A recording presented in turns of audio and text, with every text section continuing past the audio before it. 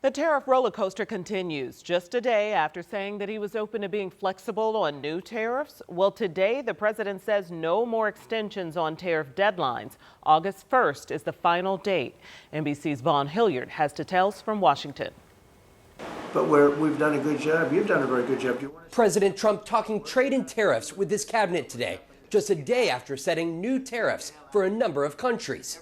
In every case, they treated us far worse than I'm treating them. I'm treating them very good. I could go higher with the tariffs, but I don't want to hurt them. Monday, the president sent letters to 14 nations, unilaterally putting those tariffs into effect on August 1st. That includes a 40% hike on Laos, a 30% increase for South Africa, and 25% hikes on goods from South Korea and Japan.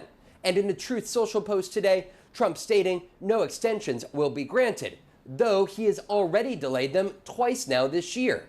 More letters expected to go out, including one to the European Union, which has been in trade talks. They treated us very badly until recently. Now they're treating us very nicely.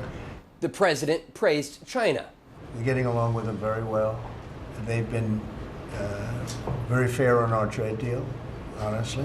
On April 2nd, President Trump declared blanket tariffs on nearly every country in the world. He paused those tariffs until July 9th so nations could firm up a trade deal with the U.S. But since then, the U.S. has only signed 2 frameworks to trade agreements, with existing tariffs imposed on steel and aluminum, foreign-made cars, and parts, among others. Treasury Secretary Scott Bessent says the policy is working for the country. We've taken in about $100 billion in tariff income thus far this year.